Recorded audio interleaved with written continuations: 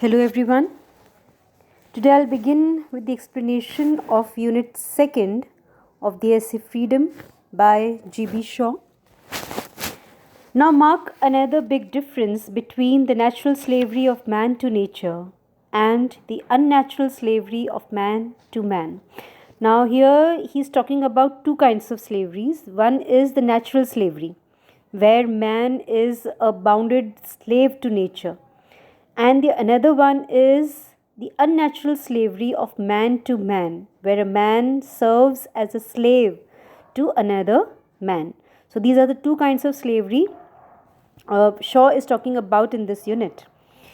Nature is kind to her slaves. Now, what is the difference? He says that nature is kind to her slaves. We human beings, each and every human being, every individual is a slave to nature, and nature is kind to her slaves. If she forces you to eat and drink, she makes eating and drinking so pleasant that when you can afford it, we eat and drink too much. Okay, so if to survive we have to eat and drink, then nature makes eating and drinking a pleasant activity. And if we can afford eatables and drinks, then we will take them in sufficient quantities. So nature has given a good scope to all the human beings to enjoy these basic necessities which are essential for them to stay alive in this world. We must sleep or go mad, but then sleep is so pleasant that we have great difficulty in getting up in the morning.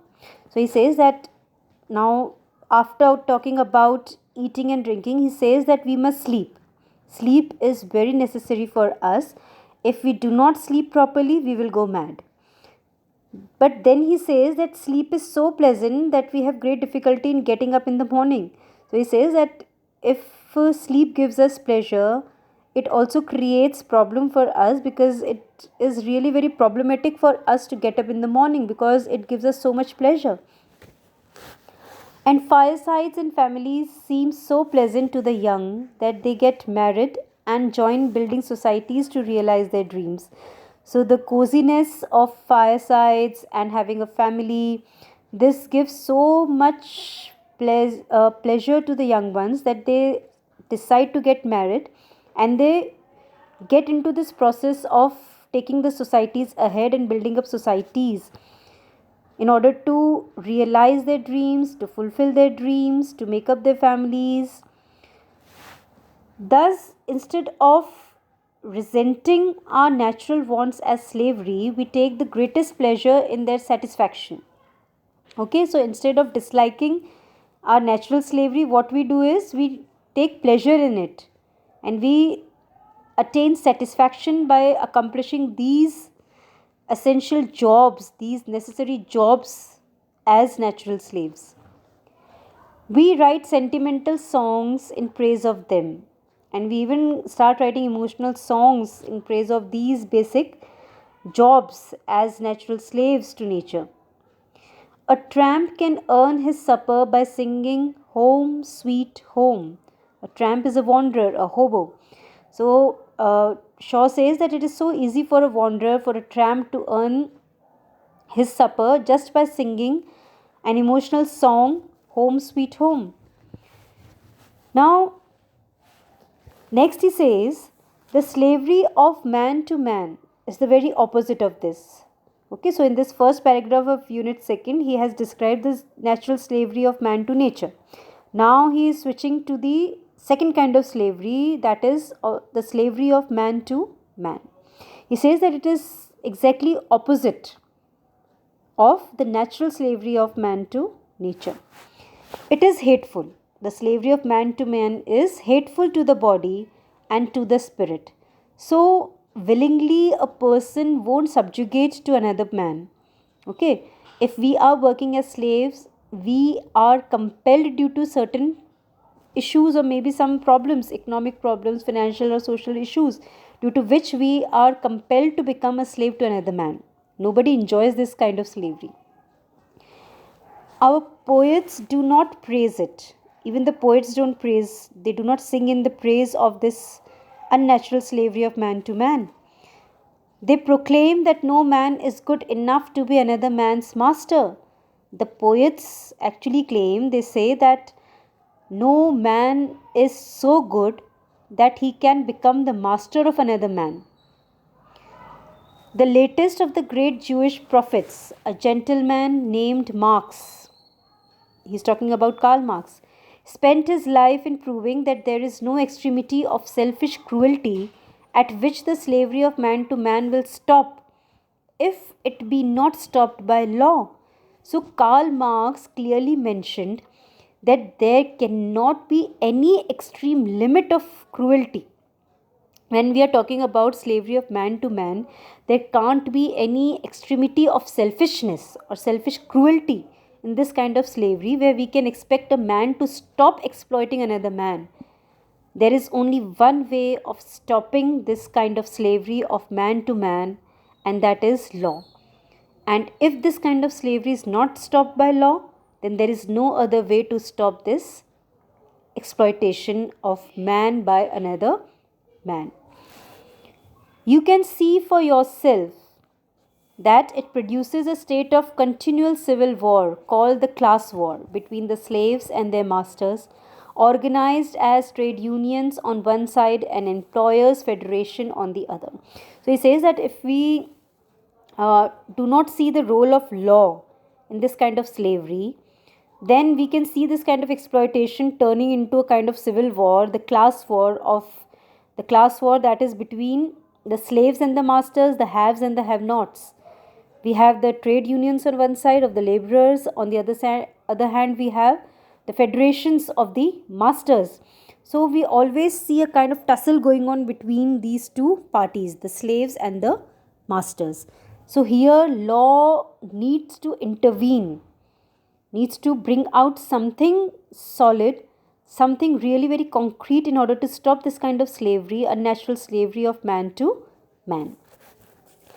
Saint Thomas More, who has just been canonized, held that we shall never have a peaceful and stable society until this struggle is ended by the abolition of slavery altogether and the compulsion of everyone to do his share of world's work with his own hands and brains and not to attempt to put it on anyone else. So the Sir Thomas More, who was a philosopher, author and a humanist, he was of the view that it is not possible to attain a peaceful or come to some kind of stable society until and unless this class struggle is ended. And the possible way of ending this class struggle of slaves and the masters is by ending the system of slavery of man to man completely, and then making it necessary for every individual to complete his own work with his own hands and using his own brains, not to shift his own responsibilities on the shoulders of another man. Only then it will be possible to attain a peaceful and stable society. This was the opinion of Thomas More. Naturally, the master class, through its parliaments, schools, and newspapers, makes the most desperate efforts to prevent us from realizing our slavery. From our earliest years, we are taught that our country is the land of the free and that our freedom was not won for us forever by our forefathers when they made. Now, I'll take it up step by step, this particular paragraph.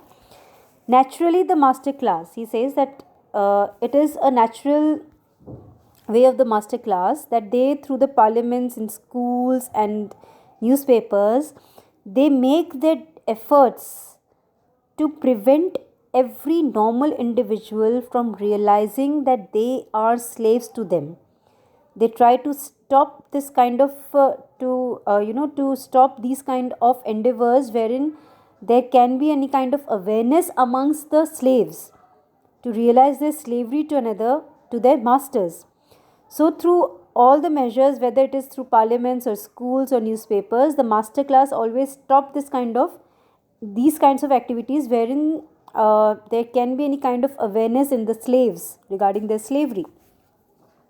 From our earliest years, from our young age, we are taught that our country is the land of the free. We are living in a democratic country, it is a free land, we have all the rights, and that our freedom was won for us forever by our forefathers, and that this freedom which is granted to us, it has been earned by our forefathers, by our ancestors through their hardships through many, many, many years. And here Shaw has enumerated certain examples which are cited by the government in order to claim that this freedom was earned by the forefathers. And what are these political incidents? When they made King John sign Magna Carta, when the Magna Carta was signed by King John, when they defeated the Spanish Armada, when they cut off King Charles' head, when they made King William accept the Bill of Rights, when they issued, they here refers to their forefathers or their ancestors, when they issued and made good the American Declaration of Independence, when they won the battles of Waterloo and Trafalgar on the playing fields of Eton, and when, only the other day, they unintentionally changed the German, Austrian, Russian, and Ottoman empires into republics. So he has enlisted a few examples, political, historical examples, which are cited to claim that this freedom was earned by the forefathers. Next, he says, when we grumble, we are told that all our miseries are our own doing because we have the vote.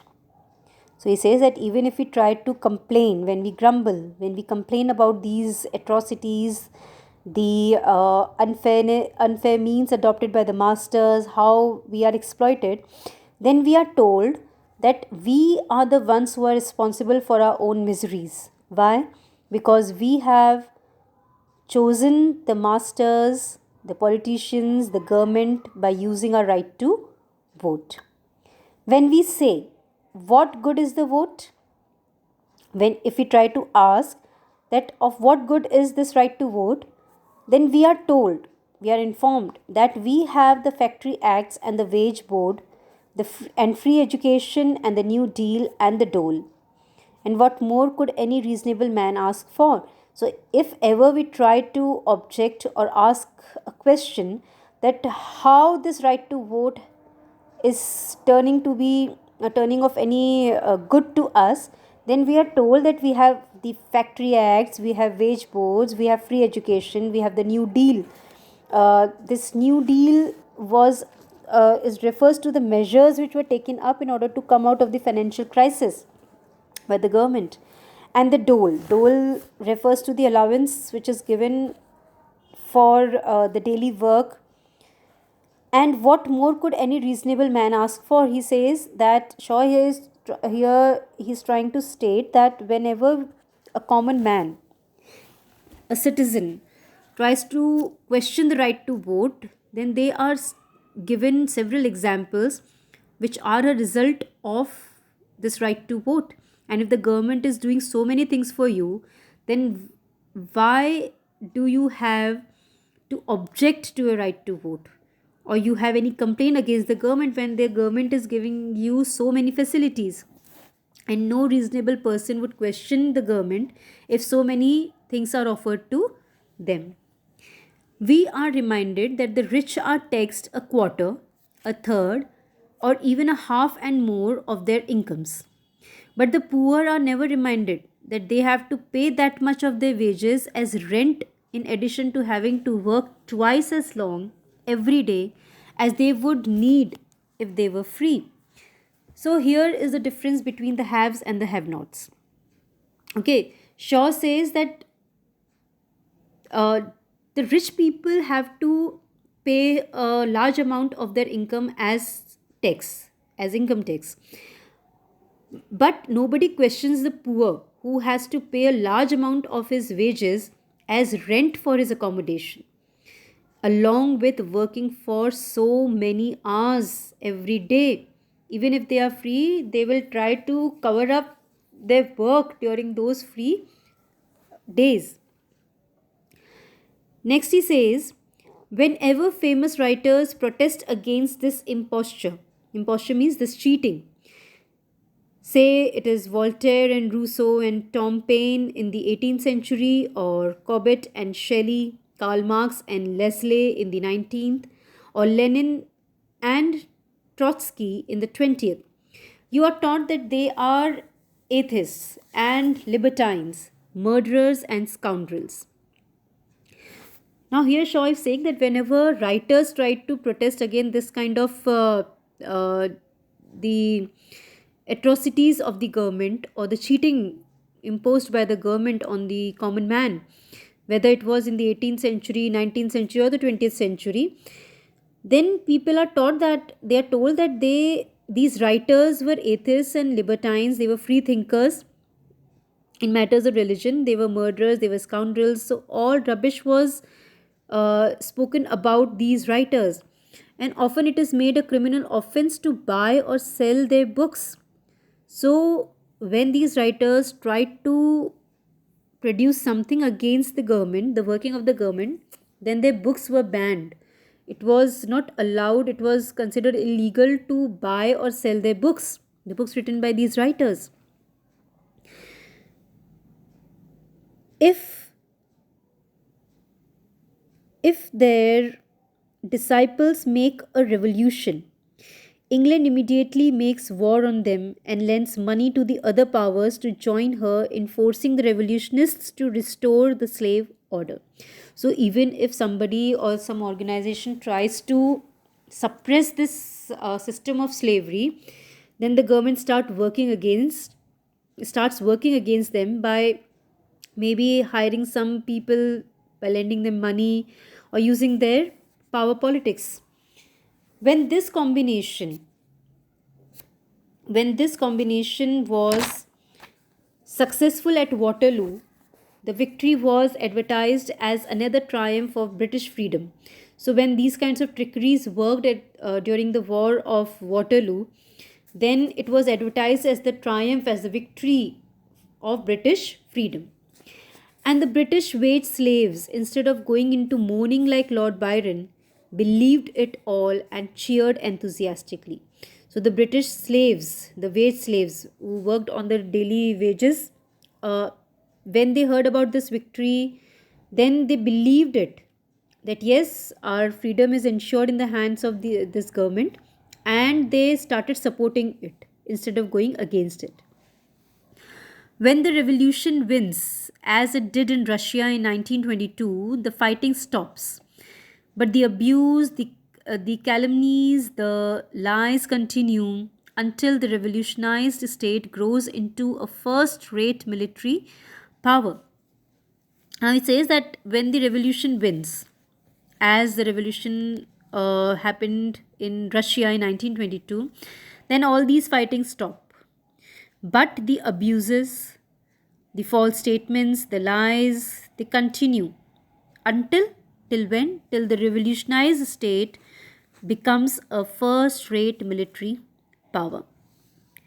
Then our diplomatists, after having for years denounced the revolutionary leaders, denounce means declaring wrong, publicly declaring somebody or something wrong. So till then, the diplomatists, what they used to do, they used to defame the revolutionary leaders. But once the revolution turned out to be successful, they started praising these revolutionary leaders. uh, Earlier, what they used to do, after having for years denounced the revolutionary leaders as the most abominable villains and tyrants, considering them or declaring them as villains and bad people, now what they are doing, they have taken a completely U-turn. Now have to do a right turn and invite them to dinner. Now those same diplomats, what they are doing now, they are now inviting these revolutionary leaders to dinner. Why? Because the revolution turned out to be successful. So this is how the politicians and the diplomats change their face. They change their strategies according to the opportunities which they have in hand. So he says that he's talking about in this unit about the two kinds of slaveries initially, that is the natural slavery of man to nature and the unnatural slavery of man to man, and he has given us certain differences between these two kinds of slaveries, and he has given ample number of examples, illustrations to support his opinion, to support his thoughts. Okay, so that's all for the explanation of the second unit of Essay Freedom by Shaw. Thank you.